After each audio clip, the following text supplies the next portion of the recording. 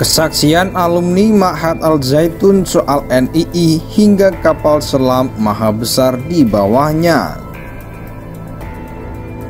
Saya dibilang iblis, sama seperti dikatakan orang-orang yang akan mengganggu Zaitun akan saya tindak dengan tangan saya sendiri. Tapi saya tidak takut itu. Nah, pendidikan formal yang kami wujudkan adalah yang sekarang orang kenal namanya Al-Zaitun. Karena ibu saya juga anggota NII, bapak saya juga anggota NII gitu. Dan dia kecewa melihat Panji Gumilang. Kenapa? Karena dia bilang, ayah saya bilang itu bukan pemimpin Islam gitu. Orang so tahu gitu. Seperti itu, ada banyak mahasiswa yang mengajak mahasiswa lain untuk bergabung dengan pola-pola yang sangat sederhana lah. Jadi mulai perkawanan, terus teman nongkrong yang satu hobi. Nah, ketika saya melihat pola itu kan, mungkin ada beberapa teman saya yang jadi korban. Tapi mereka bilang baiat. Tapi yang sangat menarik di sini, fenomena yang harus kita sikapi. Pertama, dia mengatas, penisikan fenomena pertama kekerasan bersama agama. Hari ini kita mengalami karena ini isu baru, penipuan, pembohongan atau perampokan atas nama agama. Yang terakhir tadi saya coba diskusi tadi adalah mungkin trafficking sama agama, kemana orang-orang hilang. Terus tadi kan bahas masalah Pak Panji Gumilang segala macem. Saya lihat kita nggak bisa bicara masalah atau masalah, tapi solusinya. Kalau dilihat dari mahasiswa sekarang ini banyak kan eksak, ada ITB drop out, anak-anak UI juga ada yang kena.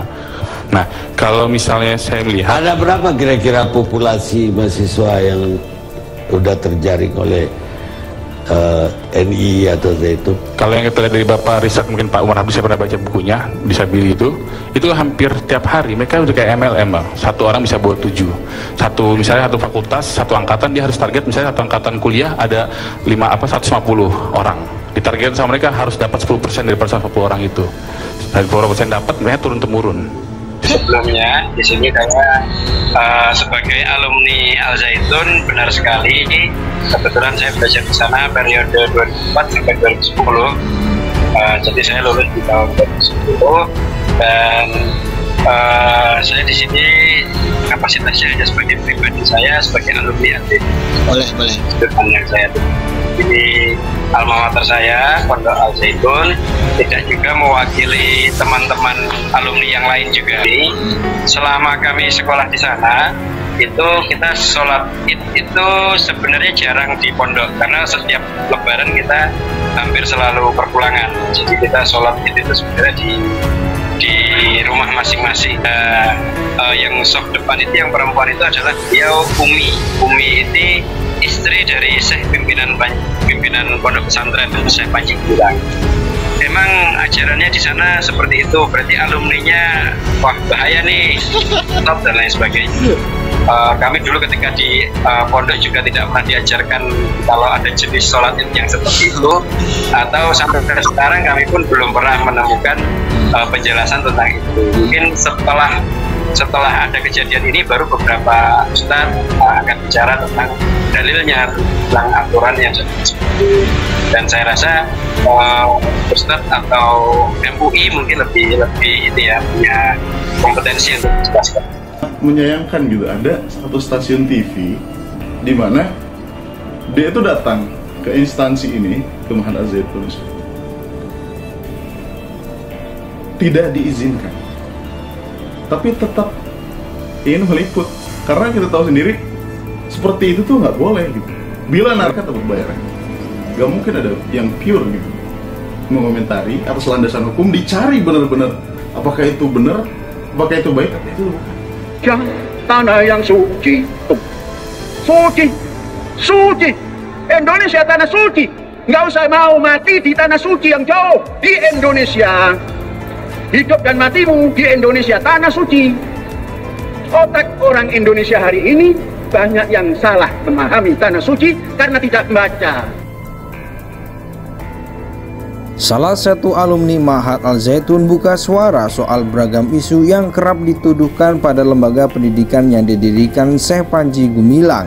Kali ini alumni yang bersaksi adalah Ihsan dari Angkatan 2 yang lulus pada tahun 2005 setelah menempuh pendidikan MTS sampai dengan MA. Alumni Angkatan kedua yang lulus tahun 2005, pendidikan di Al-Zaitun selama 6 tahun mulai kelas 1 SMP sampai dengan lulus, kata Ihsan dalam keterangannya. Dia mengaku masuk ke Ma'had Al-Zaitun lewat rekrutmen rekrutmen yang dilakukan oleh koordinator Jakarta Utara. Kemudian keputusan dari orang tua akhirnya membawa Ihsan masuk ke pondok tersebut. Kali ini alumni yang bersaksi adalah Ihsan dari Angkatan 2 yang lulus pada tahun 2005 setelah menempuh pendidikan MTS sampai dengan MA. Orang tua pun tertarik dan berpesan ambil pengalamannya. Sebenarnya Mahat Al Zaitun yang normal dan sama dengan lainnya, kata Ihsan saat wawancara dengan stasiun televisi TV One belum lama ini. Diungkapkan dia memang ada yang membedakan Al Zaitun dengan lainnya, yaitu isu-isu dan beragam tuduhan yang kerap dialamatkan. Kalau kami sebagai santri yang sekolah di sana tidak ada yang disebut ada NII kaderisasi rekrutmen, itu salah besar tandasnya. Diungkapkan dia, bila memang ada kaderisasi di Al Zaitun berarti jumlahnya akan sangat besar, sebab pada angkatan yang lulus di tahun 2006 jumlahnya bisa mencapai 1.200 orang. Kalau ada kaderisasi dan rekrutmen kami angkatan 2 1.200 orang lebih, itu yang tinggal di sana tidak sampai 20 orang. Itu artinya tidak ada rekrutmen atau kaderisasi seperti itu, ungkapnya. Bahkan kata Ihsan selama 6 tahun menempuh pendidikan di sana semuanya normal, tidak ada improvisasi dalam ibadah seperti yang di belakangan ini ramai. Sama sekali praktik seperti itu menurut saya itu kelihatannya caper atau perhatianlah dari masyarakat, ungkapnya. Keterangan Ihsan tersebut mengacu pada sholat id yang kontroversial terjadi di Mahat Al Zaitun baru-baru ini. Menurutnya hal tersebut tidak pernah terjadi sebelumnya, namun Ihsan juga mengakui ada beberapa hal yang perlu disorot di Al Zaitun, sebab dirinya juga banyak bersentuhan dengan karyawan yang tinggal di sana. Al Zaitun itu kalau dikaitkan dengan NII ada tapi bukan di santrinya. NII-nya itu apa? Sistemnya nggak ada, pendidikan tidak. Orang datang ke sana cari NII mau keliling manapun nggak akan ketemu bebernya. Bahkan dia mengistilahkan mencari NII di Mahat Al Zaitun ibarat memotret angin yang tidak akan pernah kelihatan. Tetapi dia mengakui ada beberapa hal yang sampai saat ini menjadi pertanyaan. Misalnya terkait pelaksanaan acara tertentu yang jumlah audiensnya bisa mencapai ratusan ribu orang. Padahal karyawan di sana hanya sekitar 2.000 orang, mulai dari kuli bangunan, tenaga kebersihan, dan lainnya. Karyawan tersebut tidak ada orang gantar atau mekarjaya eksklusif. Kemudian jumlah sivitas akademik 15.000, tapi ketika 1 Muharram ada sekitar 150.000 orang berkumpul di situ. Gak mungkin wali santri itu, ucapnya. Menurut analisa Ihsan, penduduk di Al Zaitun bisa dibagi menjadi 4 golongan. Pertama, golongan pejabat yayasan dan orang-orangnya. Kedua, golongan karyawan, kemudian santri dan lainnya.